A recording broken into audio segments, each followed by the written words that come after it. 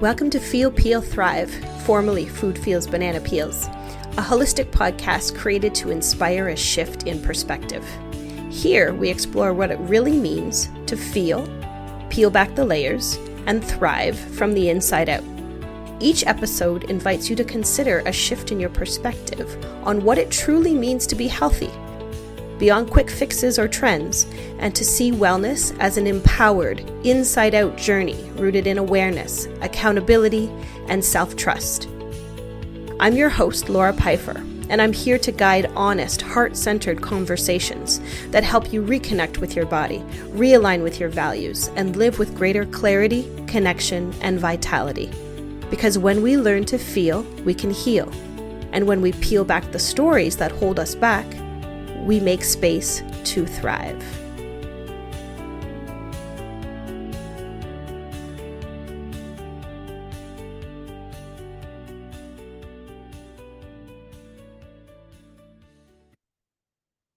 So hi and welcome today. I'm Laura and I'm really excited to chat with an amazing human who has been a huge part of my own journey in self-awareness and work. He's Pete Bernard. Pete Bernard is a spiritual alchemist. He's a soon-to-be published author. His book is going to be released the end of this year. We'll talk a little bit about that a little later on. He's a holder of sacred space in spiritual healing and energy medicine. His work is to be of service and to help address the non-physical causes of people's issues and imbalances, and he resolves them using spirit, energy, and consciousness. He's also a great teacher, as I mentioned, and he passes down his wisdom and knowledge to others in the form of courses, retreats. He facilitates one-on-one energy medicine sessions that are amazing, and he also facilitates healing circles both from a distance and from his space in Ottawa, Canada. Welcome, Pete. It's amazing to have you today. Thank you so much for being on the podcast. Well, thank you, Laura. Thank you for having me. It's great to be here. I look forward to our ongoing conversation. Me as well. Me as well. It's been a long time coming. I've trained with you over the years and, we've developed this, friendship. You are always one of those people that I go to when I have questions because you seem to be that that guy who just knows a lot about a lot of different things and not the traditional stuff. I want to say a lot of what you work with is dealing with the non-physical issues of what people are experiencing right now. Can you elaborate on that? Because there will likely be lots of people who will say, "What are you talking about, Laura? The non-physical." Yeah, when you think about anybody who has a physical condition, the question is, did it begin physically? Did it begin somewhere else? Before that, was it an emotion? Before that, was it a thought? Before that, was it a belief? Um, we're multi-level beings. There's a lot to us. So sometimes when things, we believe they enter into our spiritual field first in the form of beliefs or limiting beliefs. Then from there, we have thoughts about them, and then we have emotions about them. And then by that time, they become something. So I think it's where it's easiest to see is so many people talk about having phantom pain.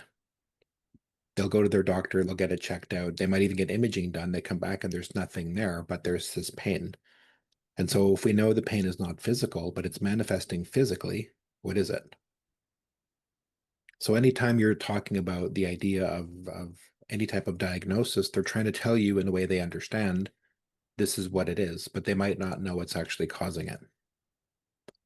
So we look at causal points as to what seemingly related or unrelated thing is causing a person's physical issue. And so I see it day in and day out is that the body never forgets. There's that book, The Body Keeps Score. And there's this idea that your body doesn't forget anything. And humans have a tremendous capacity to repress or suppress things that have happened with them. They compartmentalize, and then there comes a point where it just all literally comes to the surface. So anytime you hear someone saying that it's come to the surface, it means it's come to the physical level or to the level that they're now aware. They can't compartmentalize anymore. They can't hold it down. It is now coming up and out. So we look at those things and how they contribute to health. And we're seeing a lot A lot more of that now, aren't we, Pete? We're seeing a lot of people who have had the ability to perhaps repress things for a really long time. And in your experience, are people still able to hold things down, or is as we are kind of evolving as beings and as time continues to move forward, if you will, although I know time is not linear, um, time works differently. Um, are you seeing more and more people who are having more and more physical issues? I guess would be the question. Yeah, absolutely. And also of different ages too. I think we're creating a culture now where people are not suppressing as much, but they're also not healing. They are externalizing. People always believe their emotions are correct and that their emotions are true and that their emotions are facts, and when in fact they're not. An emotion is a response to something. So when people are at a point, I think of the society, the world we've created doesn't have a lot of patience left. There's an immediacy with our technology. We want it faster. We want to be able to do things almost immediately. It puts us at odds, I think, with the natural world. And the natural world, the more we become disconnected from it, I think the more pain we're going to feel physically in the body. They tell people, just go out into the woods. We can do that now. Are we going to be able to do that 20 years from now? Mm, We don't know. right. And people say that sounds alarmist, but there's other groups that think maybe that's not so far away. This idea of just having green spaces and places where we can be and to have that. So I think people are just expressing different kinds of pain, and some of it is expressing physically.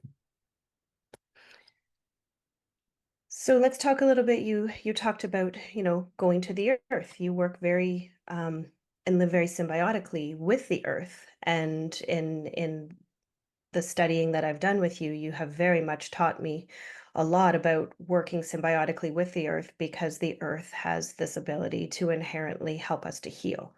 Can you talk a little bit about that for people? Yeah, and this could be really difficult for people to understand, especially if they're on a path of like energy healing or spiritual healing. Um, the sky energy, its main purpose is not to heal. Like the cosmos, when people think of the up or the idea of the heavens, they're not saying it doesn't have value, but it is actually earth energy is the actual healing energy of the bodies. So physically, mentally, emotionally, spiritually, that's always in play. The reason why that is that we were designed to be in sync with it. And it was meant to be a safeguard so that we would always have that idea, like if the environment is off, if the world is off, we would know it because we would feel it. And then we would do things to come back into our relationship. So when we deviate from that, we do tend to get sick as a species, as individuals. And just to give you an idea of that, there's been more books now that have been published on what they call earthing. Earthing is getting out with your bare feet on the earth. There's earthing products that you can buy, books on earthing. A very simple concept. Just get out on the earth. Get out, lay on the earth, not on a blanket, like directly on the earth, walk bare feet on the earth, make that connection. Um, we know that it has value because of how, things flow through our bodies.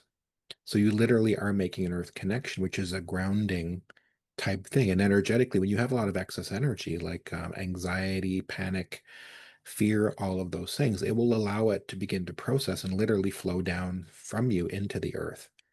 And the earth is designed to heal it. That's what it does. So it will take that energy, it alchemizes it, and it does something with it. But we're in a place where we're connected to devices all the time and it just builds up.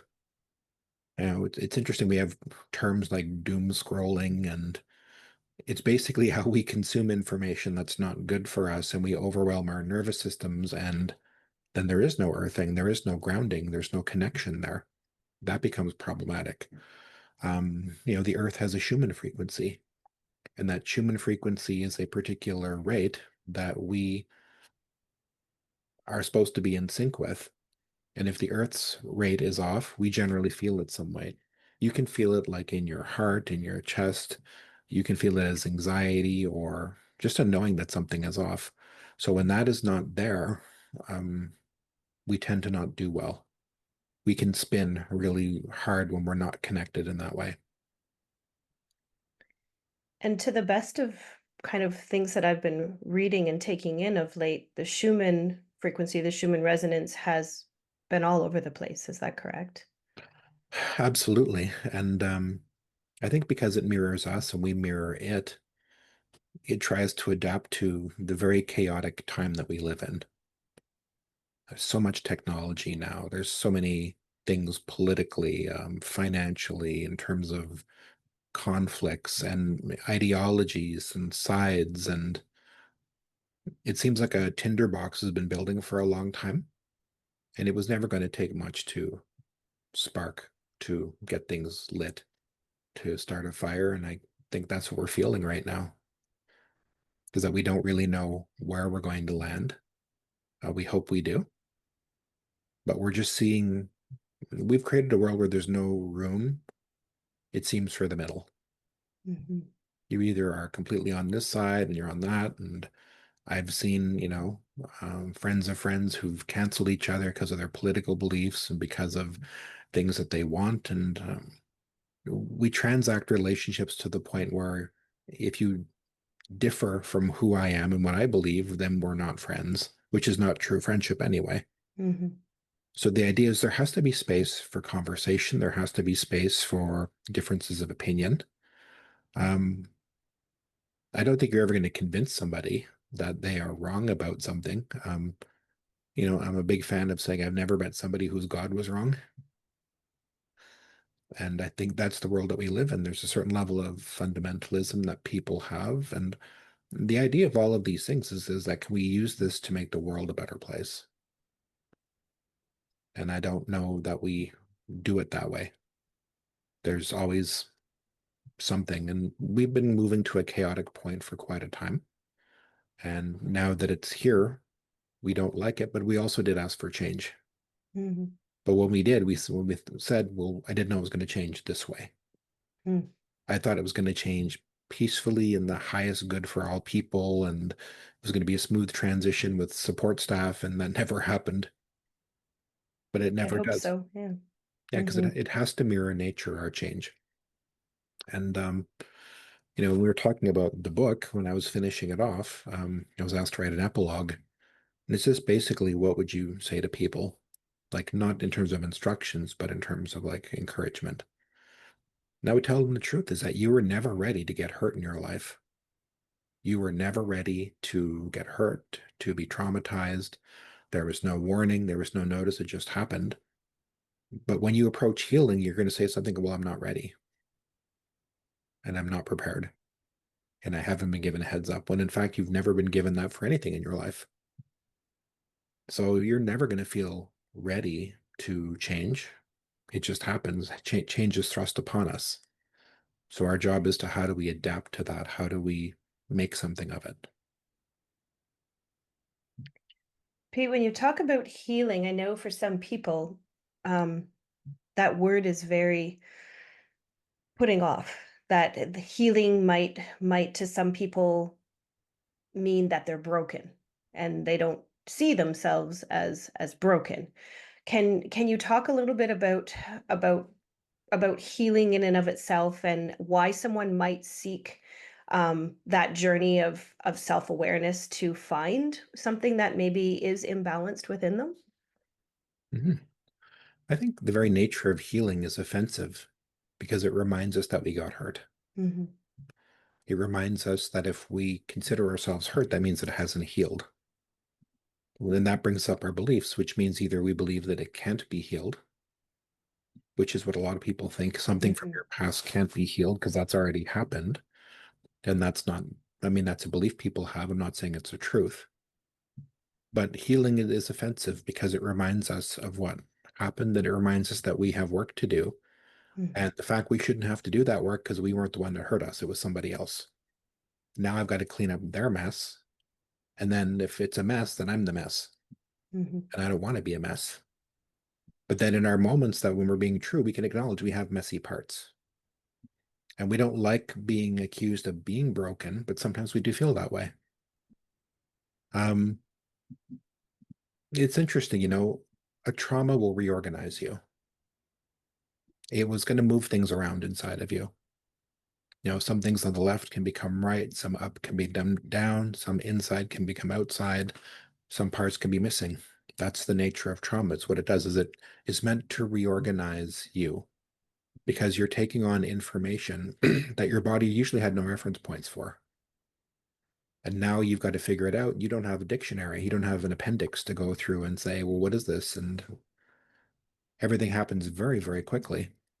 So when people, you know, come to the awareness that they need healing, they're either going to keep doing what they're doing and they're going to keep getting the same results because no matter who comes into your life, you're going to be you. You can be somebody different when you first meet somebody for 6 weeks. That's an easy piece of work. The time after that, you're going to relax back into being yourself. And at that point, your issues and their issues are going to dance. And you're going to find that your issues are compatible. Maybe you're not, though. So I think, when people are talking about this idea of being broken and what it implies is that healing is a natural part of life, the same way that when you get cut, it is meant to clot and then it is meant to scab, and then maybe it scars. Not all the time, but sometimes it does. That is a natural process. It's not different mentally, emotionally, or spiritually when we're healing. So understanding that you need healing, there's so much less stigma now in mental health than there used to be. And if we're saying mental health, we're also talking spiritual health. They are the same. Um, and if spirit is too woo-woo for some people, all it really means is beliefs. So mental health, we tend to think about as stress and anxiety and managing it and where it comes from is a large part of where we are. But it's the beliefs behind them. If you believe that something can't heal, that's going to leave you in a space where you've got a limited number of moves. If you believe that it can heal, it will set you on a journey. Maybe I'm not finding it in this particular system. Maybe I'm going to find it somewhere else.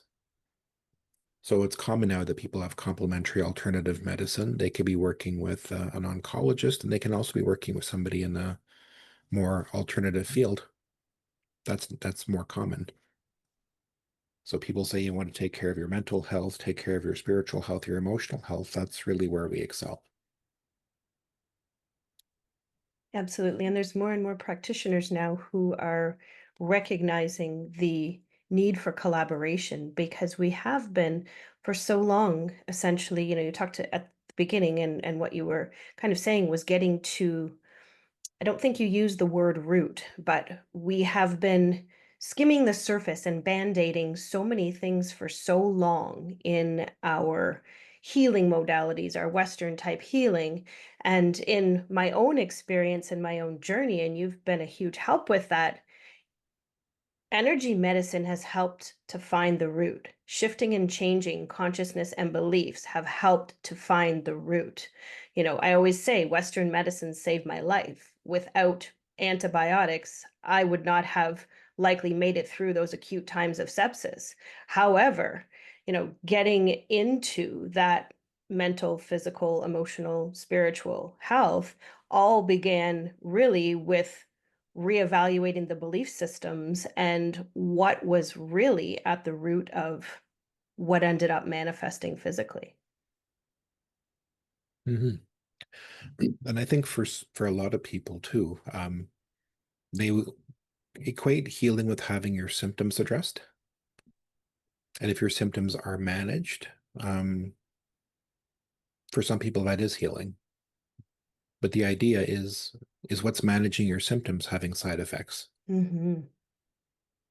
When I was younger and I had migraines, and back then they didn't know how to treat them really at all, and I don't think that's really changed too much in terms of where we are now. But they would just basically prescribe you something, and they weren't migraine medications. I was prescribed antidepressants Hmm. at a very young age. Hmm. And I talk now, and like I've got clients who are nurses and students who are nurses, and they're like, we would never prescribe a child lorazepam. Hmm.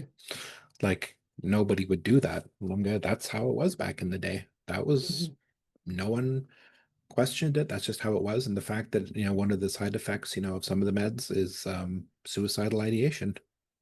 when you're already depressed. Right. It's, you know, I think back in the day, people had a lot more self-inquiry. That was just because there weren't other methods that were available. If you ask yourself, why am I depressed? If you're getting an I don't know, you do know. You cannot not know. You just, you want to have a certainty or you don't want to know at all. You want to be 100%. And if you're not 100%, you don't want to say. Mhm. So if we were to say to a person that your depression is unresolved past, then the question becomes, what from my past is unresolved? And then there comes this point where I don't want to talk about it. So you're not talking about it, but your body is. Your body's holding on to a lot of heaviness. Maybe there's hurt there, guilt, shame, grief, even shock. So the body knows how to speak a language. And when you get into the specifics of you, if you don't get into those root causes, you're not going to know that. Everything will grow back. You cut the grass, it grows back. You pull things out by the root, that doesn't grow back. And so your job is to alchemize what's in that root. What is the thing, the actual cause that is creating the effect that I'm living in? So if your body is at a point where it doesn't really understand time, what that means is things that have happened to you, as far as your body's concerned, are still happening to you. So your unresolved traumas are actually active in your body as far as that your body's concerned, because it does not have a memory of it healing. How could it? It doesn't make sense. It's like, well, there's that thing that happened to you, but we never did anything about it. Not then. You normally can in the moment of trauma, but since then, we also haven't done anything. We just kind of keep reliving the trauma. We talk about it, we feel it, we see it in our minds. And every time we do, we re traumatize ourselves. So when the body has no memory of something having healed, it keeps it active. And people don't understand what that does to them, telling the same old stories over and over again. Um, People need to create rituals whereby they can have a different vision of their past. And so much of the work is shifting now. Moving into my 50s, I've now come to the understanding that what has happened to any of us is actually not that important, myself included. Uh, Hmm. it's easy though to say, I am the way I am because of what has happened to me. There's validity in that. But the idea of who you're becoming actually has a bigger impact and effect on you than all of that. Like the future you, the future Laura, the future listener of this podcast. Do you really meaningfully think in your day to start your day thinking about who would I like to be 6 months from now? And you let go of the limits. Well, I can't do that because I don't have money. Well, maybe 6 months from now you will. Um, the changes that you require do not need money. Visioning does not require money. It doesn't require time other than the time to vision. So if you knew that you wanted to reshape your body 6 months from now into the future, if you were to hold on to that, let's say there's a future version of you. There is. Um, that part would begin to inform you. And it would be small changes that would begin at first of maybe I need to get to the gym. Maybe I need to change what I'm eating. Maybe I need to stop eating that. Maybe I need to drink more water. You let those things be kind of become because you're being guided by a different set of information. We are usually right now in our consciousness, we're past driven. As a species, we talk about the grievances of the past. Even when we reference our cultures and our families, they are all meant to connect us to the past, but they never allow us to grow to the future. When my grandfather built a museum, on the reserve, he built it with his own hands. He used his own money. He put his own items in it. It was only part of the plan, though. The plan was so that we don't forget who we were. And the second part of the plan was for us to keep growing into who we were meant to become. So I think even when we identify culture, we don't see it as an evolution. We see it as we need to hold on to the past Mhm. when in fact we're meant to grow from the past. All trees grow from their roots to the sky. All flowers grow from their roots to the sky. It doesn't leave the earth. It doesn't do that. It grows from it. So if you can grow from where you are in your issue, if you can grow from where you are in your trauma and your pain, um, it would teach you something. Pain is a great teacher. You know, when you Mhm. do, you taught me a lot about that, doing the work to figure out some of those roots and then coming out the other side, recognizing how it has helped to shape and change me, which is what I do when I work with clients as well, helping to shape and change them based on the experiences that really helped them to become the person that they are today and becoming. But there's so much fear, would you say, around is it fear, anxiety? Fear is associated with the past, anxiety with the future. Um, so many of those things around both that people become paralyzed. Yeah, in your mind, it's not safe to live in the past or the future. And the now is, if it's even conscious to you, um, you could say you experience both from the now, but people tend to either be past oriented or future oriented, and future oriented not usually in a good way. Right, and let's talk about the subconscious because we can think that we are in the now, but let's talk about how the subconscious really kind of can fool us quite a lot. Yeah, the idea of the conscious mind is funny.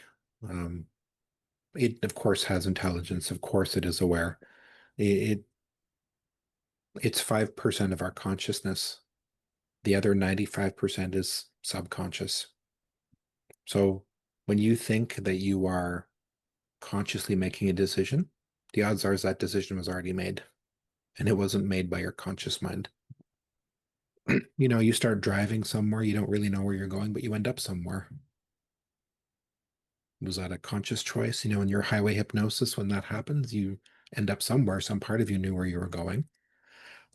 When I say that people like to get into their I don't knows, you'd be surprised with a few deep breaths with your eyes closed and asking yourself a question. You'd Mhm, be surprised what you know. So there comes a point, is there a choice here of maybe I just don't want to know? mhm, And that's the nature of consciousness is when you become aware there's something that you can do. So your subconscious mind holds a repository of your entire life. The things you even consciously don't remember.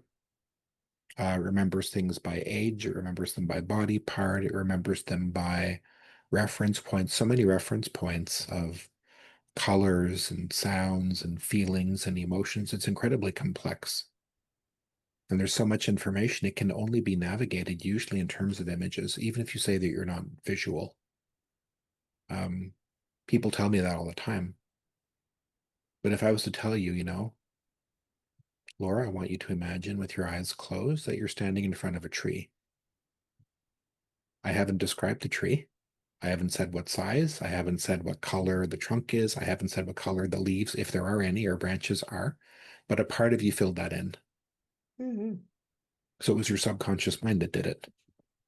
So it is a function of co-creation. And when people say they can't visualize, I envy them because that means you also can't have anxiety.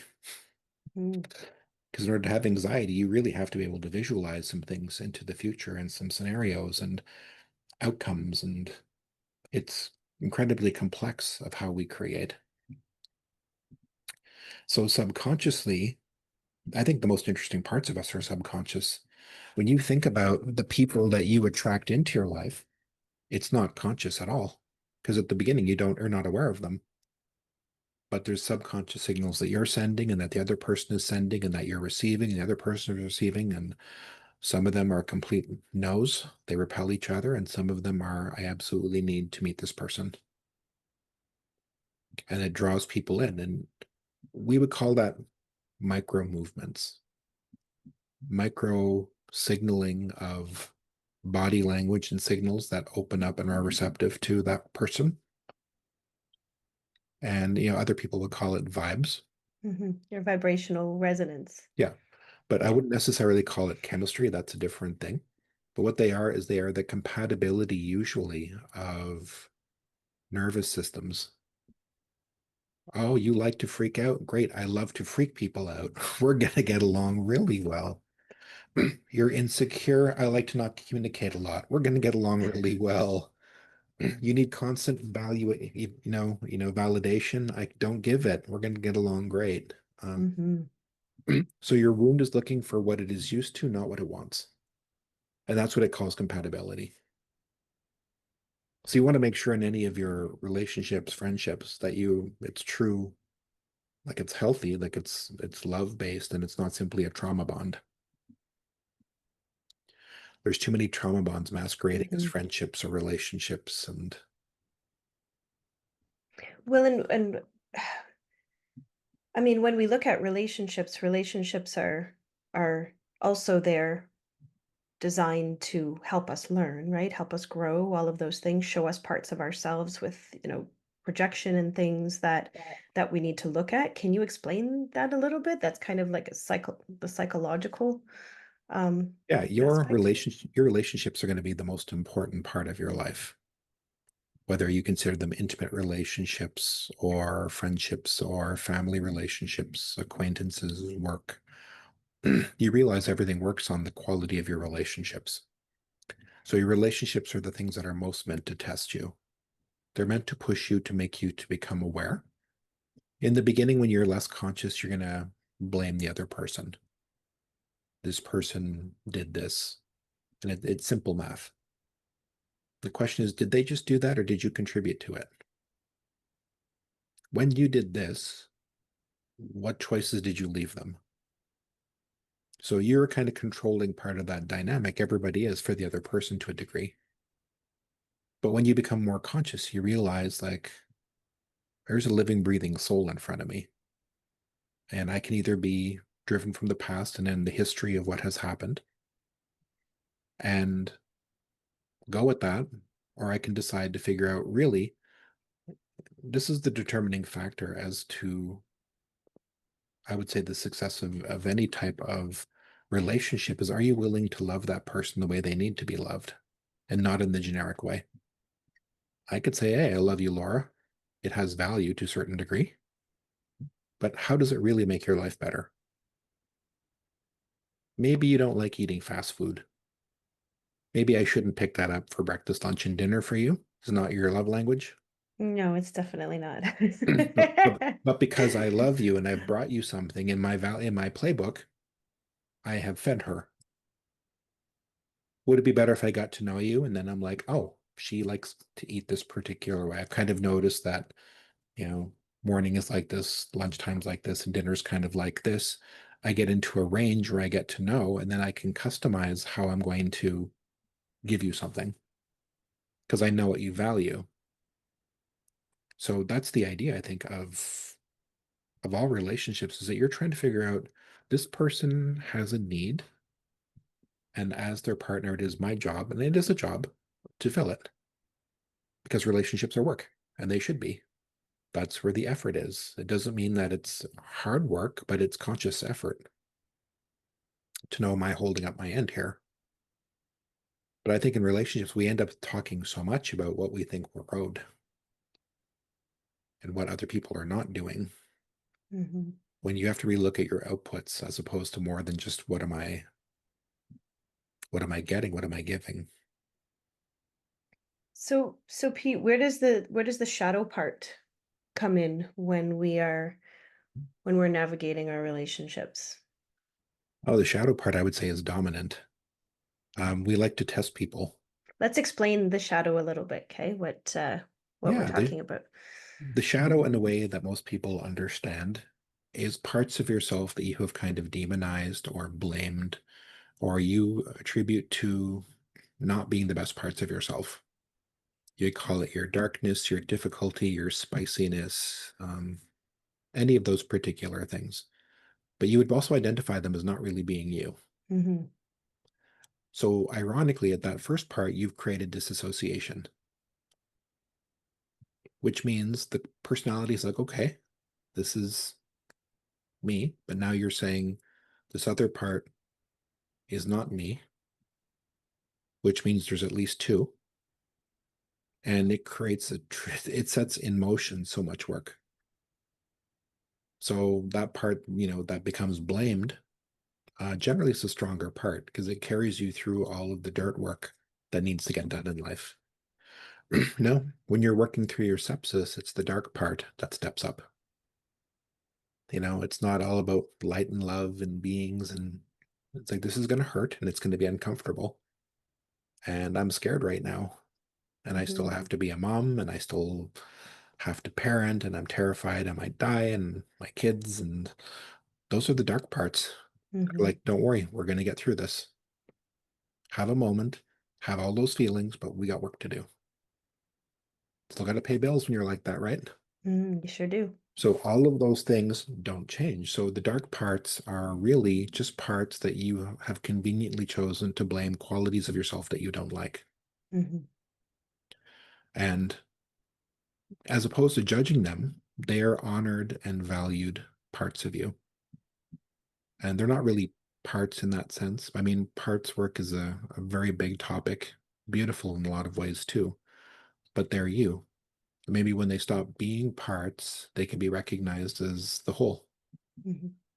But I think in personality in humans, we like to believe all good, all bad, no mixed bag, when in fact it is the mixed bag that enables you to adapt. Yes. There's times in your life where you have to be strong and you have to be assertive and you have to maintain your boundaries. Dark part does that. Mm. It's not the light part. There's no walls, there's no boundaries. We're all just beings of light floating around in the sky, hoping we don't get hit by lightning. So that part, the dark part is street smart. It understands human behavior. When you can assess a person and not judge them, but assess them as to what you think they are and what they're going to do in your life, um, it has harder conversations for you. It's like, look, you might really like this person, but there's something off here. We're not judging them, but this might not be the best thing for you. Those are the dark parts that give you those heads up. It's not spirit intuition in the way that people think. Because spirit intuition doesn't judge people, it doesn't assess threat in that way. It's more non judgmental, more universal. And yes, it wants to see the best in everybody. The problem with that, I'm guilty of this too, is I can see the best in everybody. It doesn't mean they want to be that though. Mhm. And I've seen people and I what they can be, and I'm like, this is beautiful. And later on, I realize they don't want to be this person, at least not right now. And I am no boundaries here because I see this light part of them, this beautiful part of them of what they can be. And I'm also not honoring them by not seeing them for who and what they are right now. So it's the dark parts of any person. That darkness is not bad, it's not evil. It is the part that has had to persevere in the absence, usually, of healing, in the absence of recognition, but is still fundamentally good. It's not its fault that it didn't heal. Because when we got hurt, we bolted and we left it there. And it had to pick up the parts and it had to learn how to move forward and it had to do difficult things. And when we don't want to do them, we can create parts that can do them. So when we talk about, shadow, there can't be light without shadow. It's actually the light that creates the shadow, not the shadow that creates light. So people often forget that in their spiritual path. They want to be beings of light, and they should also recommend they're also beings of shadow cast by that Mhm. light. And depending on where the light's hitting you, that's where your shadow is going to fall. So it's not a good thing in terms of judgment, but it's a really good thing in terms of understanding. Half of this planet spends its day in light, and the other half in dark at all times, perfectly balanced. So you're not different than that. You mirror the planet that we are. But the shadow parts don't have to be bad. They're not. They're not evil. They're not anything. They have persevered in the absence of healing, an absence of attention or awareness. I like to see Gen X. I think of them as Gen X parts.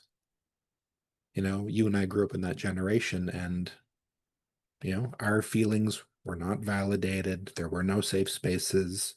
You had to sometimes prepare dinner. I mean, these were just things that were done and they weren't questioned.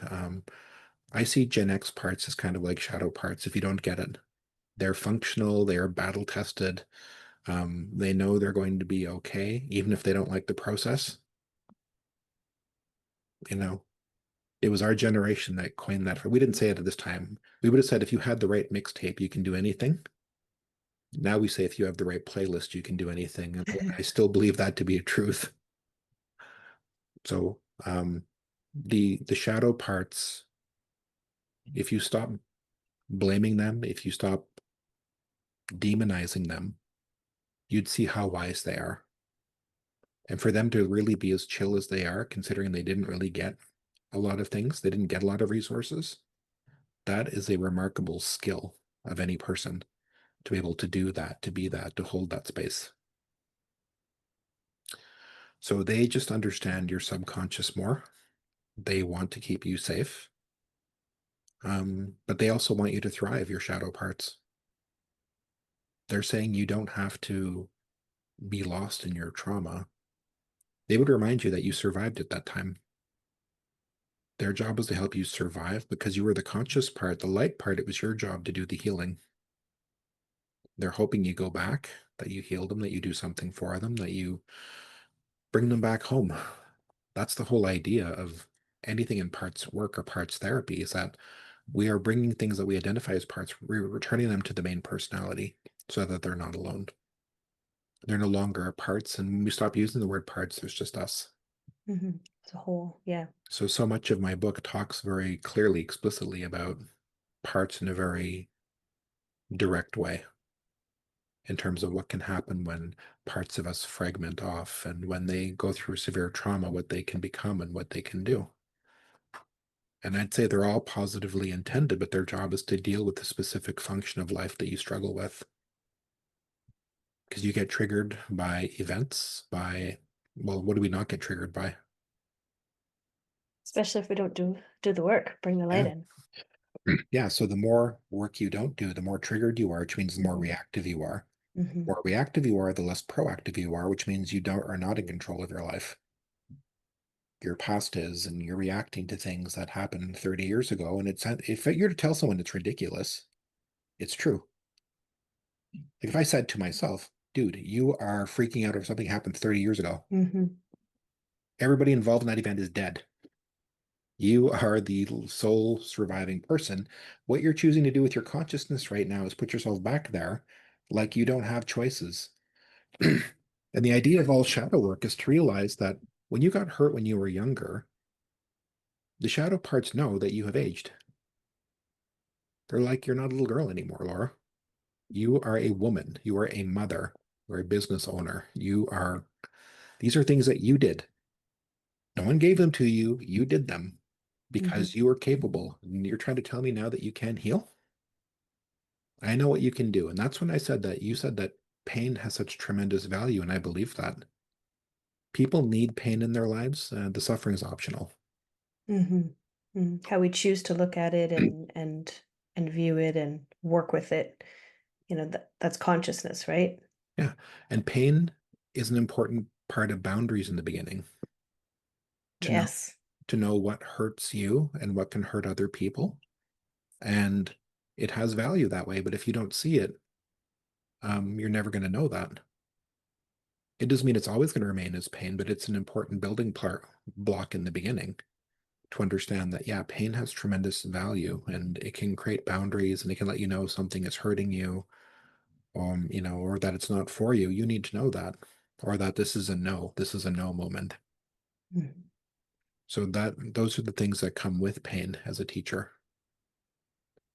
Now, when your body's hurting, it's not going to say, well, I'm not hurting. No, it's hurting. It's telling you. So your body doesn't compartmentalize in that way, but the emotions do, the thoughts do, the beliefs do.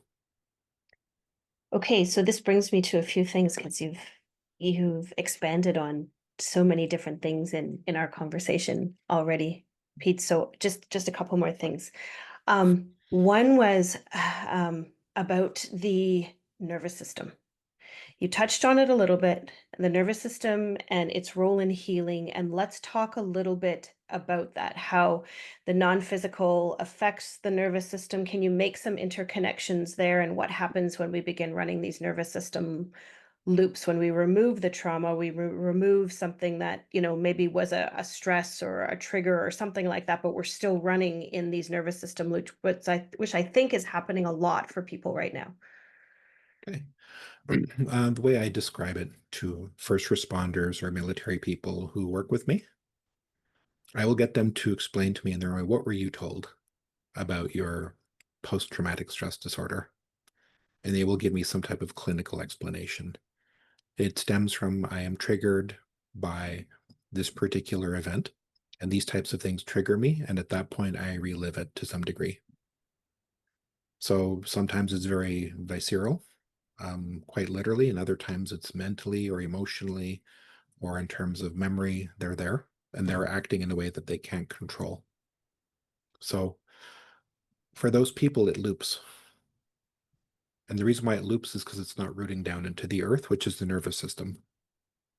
So their nervous system is holding on to it and it just keeps building momentum. It makes this circular motion, but it doesn't root down into the earth like this little picture here. So I like having trees in my background because It's it's a little. beautiful. So these things are meant to root. Like this image is just really our nervous system.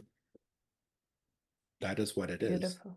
So all of this is meant to root down into the earth, quite literally. And when it doesn't do that because of a trauma, it will circulate in the entire system and it builds momentum and it becomes more of a point of mental focus.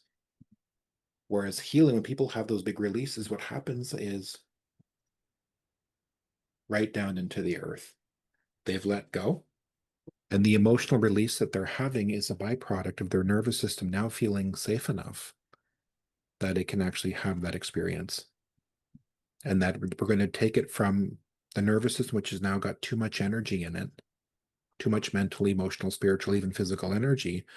We're reducing it to a point where it doesn't have that. When we do that, that person is either going to experience cold or heat. I'll either hear I am freezing right now or I am boiling. And it will depend on what they let go of. When you've got too much energy in your system and you let that go, you're going to feel cold, even though you're actually returned closer to a normal temperature. Just your body's gotten used to that excess heat from energy that just doesn't process. So, nervous system is everything. So, when we talk about consciousness, we've got upper world up here, super conscious. We've got the middle world somewhere around here, maybe, very small, 5% conscious mind, and everything below this number is just 90%. So in your nervous system, it has access to all of this information that it knows and it can access, and it can put something like this. Maybe this is excess energy, excess energy. There's just too much. So people develop nervous disorders. There's shaking, there's inability to sleep. Um, it's like, when dogs have an altercation, after they are done, they will shake it off, literally. They will physically shake their bodies and let it go. When a deer has been chased, after it is a safe distance away, it'll put its head down and it will graze. Humans, best-selling book. Um, talk about it with friends, start a chat group specifically related to it. We are not great at the whole letting go thing. Hmm. So nervous system really is a lot in our time about holding on. So when you're holding on to too many things, your nervous system is going to get overwhelmed because it's trying to be in the now. But the PTSDs, the post-traumatic stress disorder, very clearly in the language says post-trauma. This is after the trauma. This is your body's inability to let go, inability to process, which means all it can do is loop. So if I do some very simple somatic work with people, I can get them to release that. And they're like, I can't believe how much lighter I feel. And Hmm. it's like it's some huge revelation of a relatively simple thing that we can do. And we can energy heal to heal these connections to whatever. And energy healing is also the nervous system. We're just basically taking things that are erratic and we are repatterning them to what they're supposed to be. Is that your body is supposed to be healthy, your mind is supposed to be healthy in that way. We're just helping it to remember. So through entrainment, um, the body's going to entrain to the higher vibration, which is basically hopefully a healing state that the healer is holding. So you're not healing people in the way you think, you are helping them to remember this is how you were before you got hurt. So from there, you can grow. But while you're in that state, you're not going to. You're going to be looking to avoid it. You're going to be in a pattern that you don't want to be in, but you don't know how to get out of. So your nervous system, I would say for a person, if you want to do an understanding of where is your mental, emotional, spiritual health, I'd look at the quality of your sleep. Do you have difficulty getting to sleep? Do you have difficulty staying asleep? And do you wake up at a specific time? And if so, what particular time are you waking up at? um, so on that, no, you don't have to sleep throughout the entire night. It's built into us that it's normal for us to get up throughout the night. We did that from our evolution, as we used to have to get up to stoke the fire to stay alive, to check for predators. So don't feel like you have to sleep all night and wake up undisturbed. But when you wake up, you should feel rested. Hmm. And you should hopefully feel at least neutral about the day. Hopefully, we can move that to optimism. But um, yeah, there's some people I know they can't really sleep. It's very difficult for them to get to sleep. When they do, they feel worse than when they wake up Hmm. because the quality of the sleep hasn't been there because they can't get into those delta thetas. And the reason is that they just don't feel safe. Hmm. So they've got to be on alert. So they've got a very shallow sleep. So that's the indicator for most people. Like, how's your nervous system doing? How well do you sleep?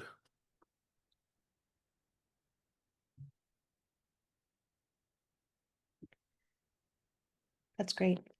That's great, and that's a lot. And I'm glad that you touched on somatics too, because I feel like somatics are definitely a huge and integral part that people can begin to notice themselves. They can notice, how am I sleeping? They can notice, do I have pain in my body? They can stop and they can breathe and they can, begin to connect with some of these very um, sometimes loud signals that the bodies are sending, that there are imbalances here. And then from there, once we've identified that there are imbalances, whether they be, physical in the mind and physical or in the mind, or, emotional, lack of emotional regulation, those kinds of things, then we can again seek other supports that align with where we would like to go. Um, I'm trying to think. These, yeah, So, the somatics build a very clear bridge between the conscious and subconscious mind. Because I might not know anything going into my somatic exercise, but then I become aware of an ache or a pain or an itch or a body part. mhm, Then it's like, okay, I'm being brought, my awareness is there. Why? Then as I bring it there, things begin to happen.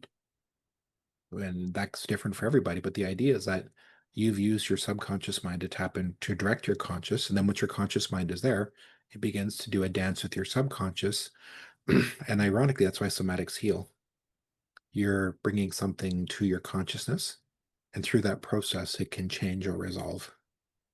yes. Okay, so this is my last question, because I know that we've been on for a while, Pete. Mm. I could talk to you for hours. So my last question is, and this is something that you taught me, it's about, now, while everybody obviously is very unique and very different, we hold unprocessed emotions and experiences in our bodies. And there are certain places that emotions, would we say, tend to accumulate. It's not the same for absolutely every person. But when it comes to tissues and organs and things, could you give us a little bit of information about some of that? Yeah. Anything on the left side of your body and over is going to be female in origin. Had to do with the female. Anything on the right side of your body has a male, an origin. A male was involved somehow. Different body parts are general. Anything that has to do with regrets tends to be shoulders, neck, shoulders area. And those could be a collection of micro regrets or some really big regrets. Um, into that upper chest area is where you're going to feel the idea of pressure. And the pressure usually is involved you being forced into something that you don't want to do. People pleasers always feel it here. Mm, It's the elephant sitting on their chest. mm. They don't know how to say no. Saying no is not safe. It's not an option for them.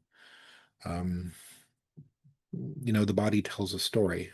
As you get down into your hips, it's really about your flexibility. I don't just mean your physical flexibility, but how flexible are you when your schedule has to change? And when new ideas have to come in and the way that you're doing things, what you consider the right way is not maybe the best way. So there's those things. You get down into your knees, that's about your personal power. And the personal powers, when people say stand in your power, that's what they mean. Your personal power means if you give it away, if you surrender it, you're going to have any problems because you either didn't say something or you gave parts of yourself away or your power away that you didn't want to later on. Um, every body part tells a story. We tend to store the things that we don't want to deal with, just kind of in this from both the left and right part because there's no organs there. It's an easy, From the wrist to the elbow. yeah, wrist to the elbow. If you ever get in there and just really massage, you'll find out how discomforting or painful it can be. When in fact, it's like, should it really be that? So if I've ever worked on people there, they can experience a tremendous amount of emotional release. And they're like, I thought we are going to be working on my heart because that's where everyone holds it. It's like, well, maybe. Everyone's a little bit different, as you're saying, but where we hold things is that the body tells that story. Hmm. Now, when you've got problems, the lower back, mid lower back, that's your financial stuff, your ability to provide or be provided for. When that's being threatened, lower back tends to be a little bit more in terms of security.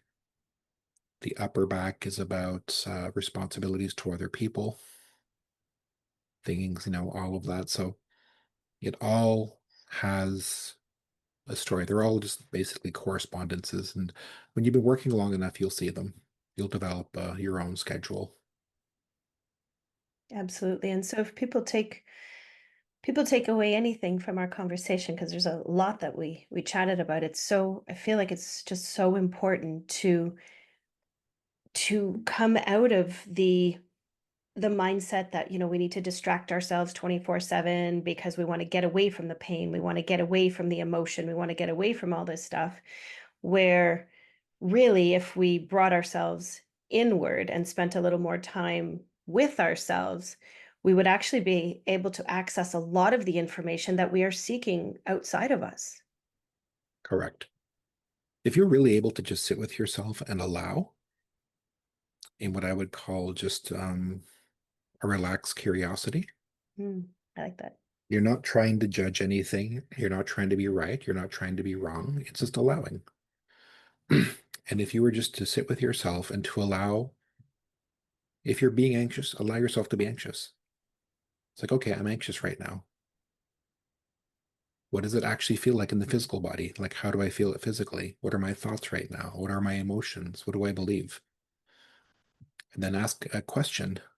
Okay, I see you. I hear you. I definitely feel you. What do you want? What do you want to show me? Where do you want to take me? What do you want me to be aware of? It's just simple inquiry because that's Mhm. what a journey is. A spiritual journey, guided meditation is really an interface for a person to have self inquiry. We create maps in medicine work that are meant to map out the brain. So they're mapping out the brain and the coherence with the heart.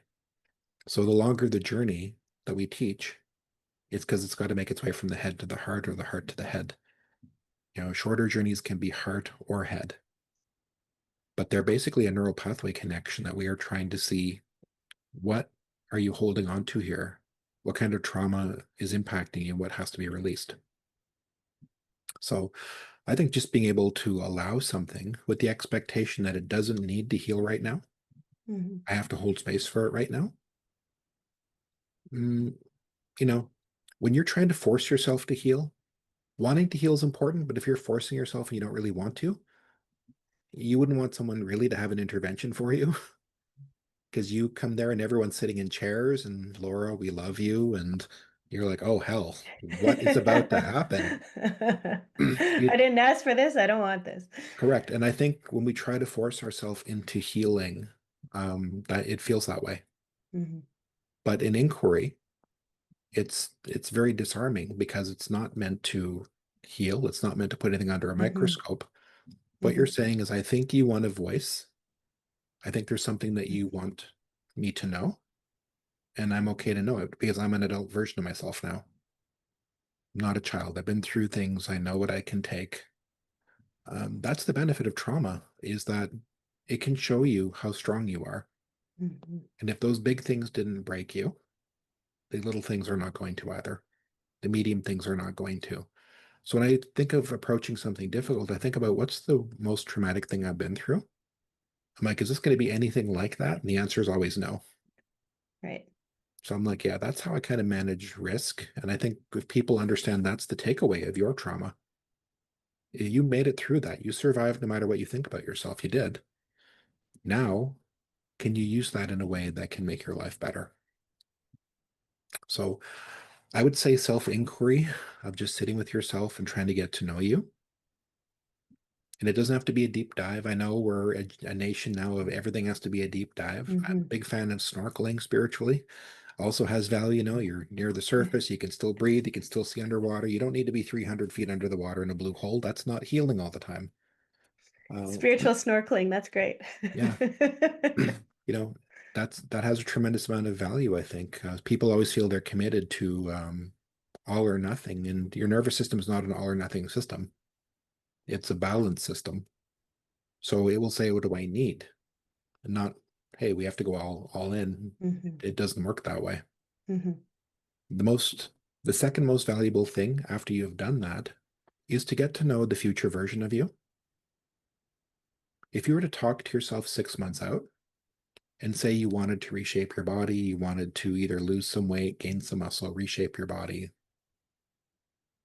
you would sit down after you had an idea of specifically what you wanted and you'd start asking yourself, well, how did you do that? And it's not going to talk to you first about weight loss and drinking this. It's going to say, you know, that you've always struggled with commitment. Mm. You're not stupid anyway. You're incredibly intelligent. You know a lot of things. It's not about what you know, it's what you can commit to. Mhm. And you've got to be disciplined in commitment. And that's what I'm going to begin by teaching you. And then it's simply a matter of just showing up. And 6 months later, there's no difference between you and what you imagined, what you envisioned, I would say. Because the work organically unfolds moment by moment. So the future you, incredibly intelligent, the you that you are also. Um, but your future you can be a very big departure from who you have been in a really good way. It honors who you were. Because, like I said, you've grown from your own roots. Because for right now, for most people, there's no reason why their story would change. Because the past has created a trajectory into now, and the now is creating a trajectory into the future, like an arrow that's been shot. Mhm. Future self takes the arrow and stops it midair, decides where, if it wants it to go anywhere, and it chooses a new direction and it goes. It defies all of those laws because it's not past oriented. Your very Newtonian past has met a very quantum future, and it's a little freaked out by it. Exciting though. It is. I think when you begin to understand the power of your own mind, Mhm. and I think whether you're skeptical or not, you can acknowledge that you have a mind and you can decide what you want to feed it. What do you want to learn? What do you want to test? What do you want to do with it? You can spend it suffering away or being limited, or you can choose to go into expansion mode and grow. Because that's the choice that we're always given. Yes, what we think we create. So when we can change the way that we look at things, Like Dr. Wayne Dyer says, the things we look at change. Yeah, when thoughts become things, that's what Buddha said. Have the right thoughts, so they will become things. Beautiful.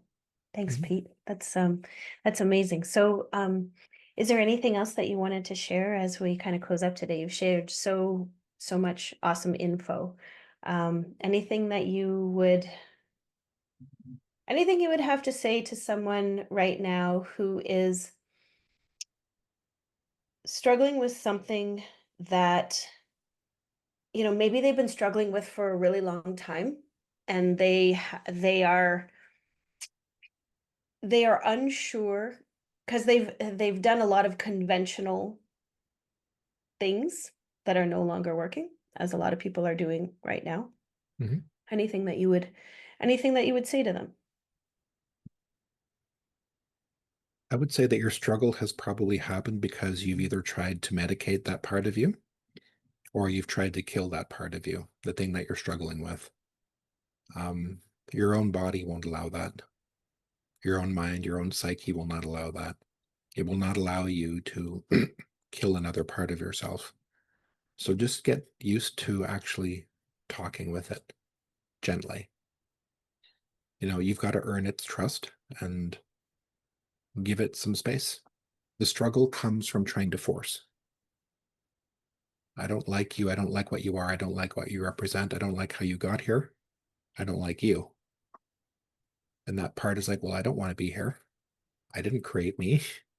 Um, I'm just here just as much as you are. And no, I don't want to die. So anything that you are forcing is going to be a struggle. So this idea of don't try to clear or erase parts of you. It's really just a matter of getting to know.